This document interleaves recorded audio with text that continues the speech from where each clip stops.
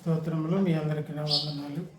ఒక వ్యక్తి చూడండి, మారు మనసు పొందిన తర్వాత అది నిలిచి ఉండి అతనికి బహు ప్రమాదకరమైంది, శత్రువుగా పరిగణిస్తుంది.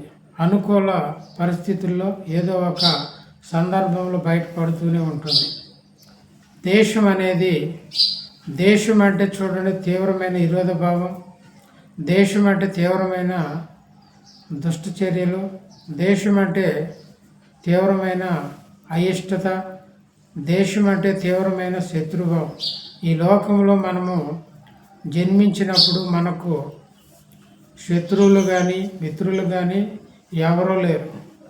మన ప్రవర్తనే మనకు మిత్రులను కానీ శత్రువులను కానీ తెచ్చిపెడుతుంది.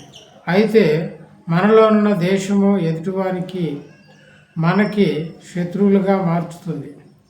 నా శత్రువులు చూడు వారు అనేకులు, క్రూరులు, దేశులు అంటున్నాడు. నా ప్రియమైన దేవుని బిడ్డలారా, కీర్తన గ్రంథం 25:19 ఆ మాట సెలవిస్తాను.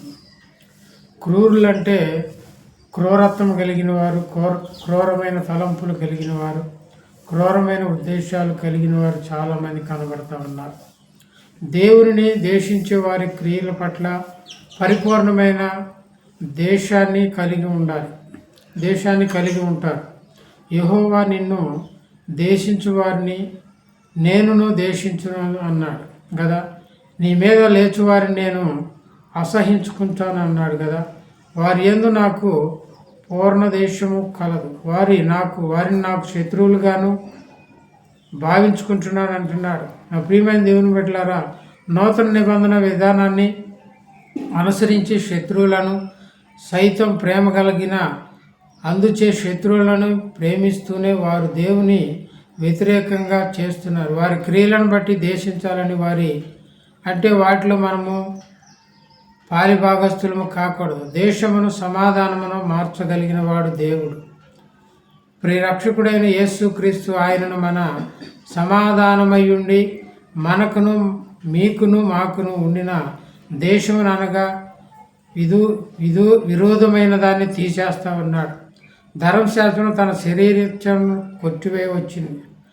చూడండి, దేశాన్ని, కలహాన్ని, కక్షని, భేదాన్ని, అసూయను, కపటమును, కలంకమైనను, మచ్చైనను, ముడతైనను, డాగైనను లేకుండా పూర్ణ మనసుతో, పూర్ణ ఆత్మతో, పూర్ణ వేగంతో, పూర్ణ శక్తితో, పూర్ణ బలముతో దేవుని మీద ఆనుకునేవారిగా, దేవుని స్తుతించేవారిగా, దేవుని మహిమపరిచేవారిగా, దేవుని ఆరాధించేవారిగా, దేవుని గణపరిచి తలిచి కొలిచి పూజించి ఆరాధించేవారిగా ఉండలేదు. కానీ ధర్మశాస్త్రం తన శరీరమందు కొట్టివేయబడింది. చూడండి నా ప్రియమైన దేవుని బిడ్డలారా, శత్రువు అనే గోడను పడగొట్టాడు ప్రేమ చేత, ఆ విరోధమనే గోడను పడగొట్టాడు ప్రేమ చేత, అసూయ అనే గోడను పడగొట్టాడు ప్రేమ చేత. చూడండి, మనలో అనేకమైనవి గోడలు అడ్డుగోడలుగా ఉంటాయి. కానీ దేవుడు తన ప్రేమ చేత చూడండి దేశమును విసర్జించాడు. సమస్తమైన అంటున్నాడు అక్కడ చూసినట్టు ఎఫెసీ పత్రిక 2:14-16 సమస్తమైన దేశమును, కోపమును, క్రోధమును, అల్లరిని, దూషణ, సకలమైన దుష్టత్వం మీరు విసర్జించమంటున్నాడు. ఎఫెసీలకు రాసిన పత్రిక 4:31 శరీరమైన దాన్ని శరీర కార్యం ఏదైనా నిన్ను దేవుని నుండి దూరం చేసి లోకానికి మరింత దగ్గర చేస్తుంది. లోకము దాని ఆశలు గతించిపోతాయి. ఆయన చిత్తాన్ని జరిగించిన వారే స్థిరముగా నిలుస్తారు. దేశాన్ని వీడి దాన్ని సాగనంపాలి. క్రీస్తు ప్రేమ నింపుకోవాలి. సమాధానకరమైన జీవితాన్ని జీవించడానికి ప్రయాసపడాలి. రీతిగా మన జీవితాలకు సిద్ధపడుకుందాం. అట్టి కృపా ధన్యత దేవుడు మనకు అనుగ్రహించునుగాక. ఆమేన్. God bless you. దేవుడు మిమ్మల్ని దీవించునుగాక.